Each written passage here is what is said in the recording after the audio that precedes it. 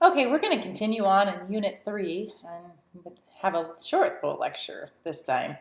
Um, we're going to discuss reaction rate. Reaction rate is a measure of how fast a reaction occurs.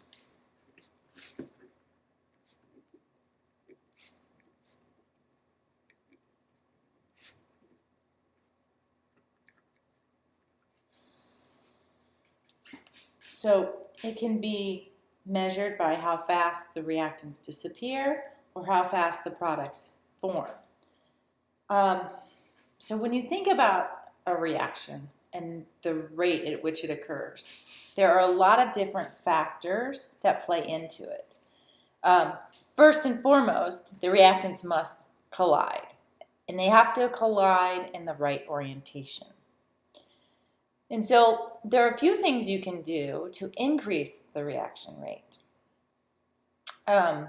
So I'm going to talk about those. So if you have a lot of reactant molecules in a small volume, that would be concentration, so highly concentrated, it's more likely that they're going to collide. So increasing the concentration will increase reaction rate. So catalysts can often help create the correct orientation for the reactants to change into the products.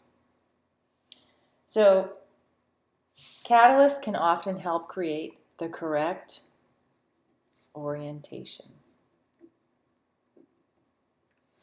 Now, when these molecules collide, so like we talked about concentration, if you increase the concentration, they're more likely to bump into each other. Like if you think of a crowded room, if you have a high number of people in a small room, it's more likely that you're going to bump into people.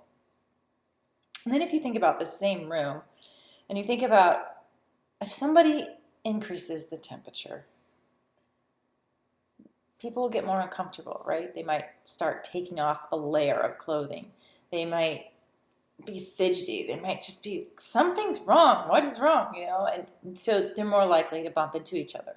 So when you're talking about a reaction, increasing the temperature increases the energy which these reactants have. And if you increase the energy, they're more likely to bump into each other with more force, and that force will create the product. So increasing the temperature will increase the reaction rate. And you can think about this in all aspects of daily life. Think about food.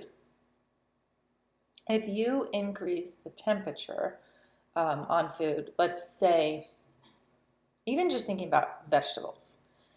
So if you take vegetables and you, instead of putting in the refrigerator, you leave them out, they're more likely to spoil faster. So that decay reaction occurs faster. So increasing the temperature will increase the reaction rate for the vegetables spoiling.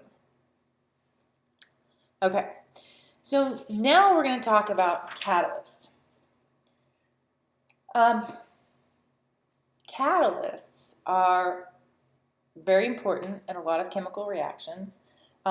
Your body has catalysts, these enzymes that help reactions occur. And without these particular enzymes, it's less likely that reactions are going to occur. So a catalyst is a substance which speeds up reaction.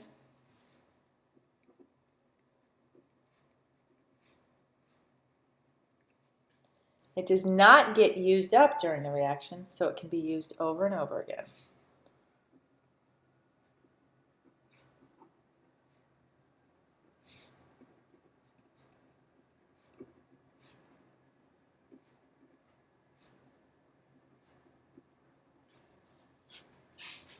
So catalytic converters. Sometimes you'll hear about catalytic converters being stolen off cars.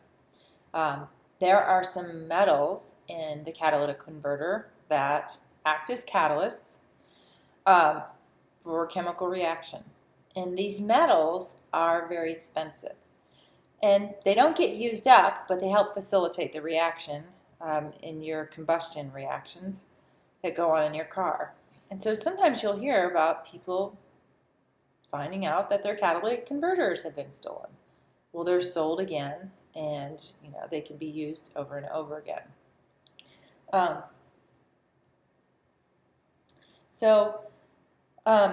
The main thing, catalysts speed up the reaction, does not get used up, can be used over and over again. And the way catalysts work is by helping the reactants get in the correct orientation for a reaction to occur. So, just kind of like a facilitator. Okay, the last thing that we're going to talk about in this very brief lecture is energy in chemical reactions. So, some reactions give off energy, usually in the form of heat. So, exothermic reactions give off energy.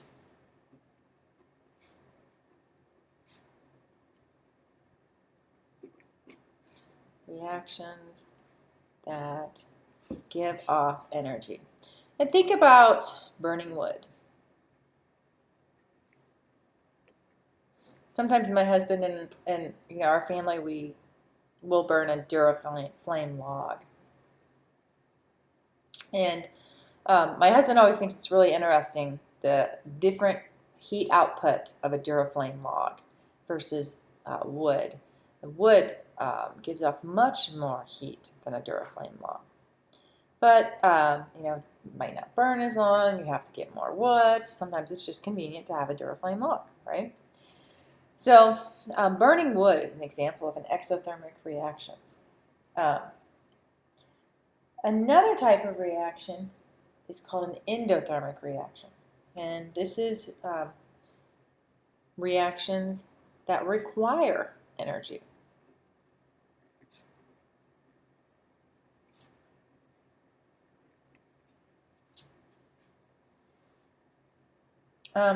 So if you think of those ice packs, those ice packs that you have to bend something and then all of a sudden it gets really cold? That is an endothermic reaction.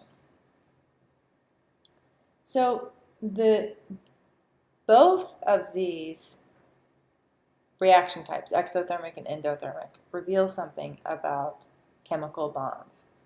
And that chemical bond contain potential energy.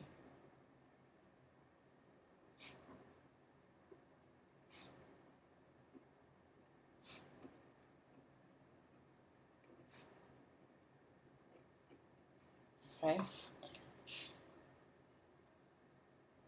So to break bonds apart, energy must be absorbed. When bonds are formed, energy is released. So in an exothermic reaction, more energy is released than absorbed.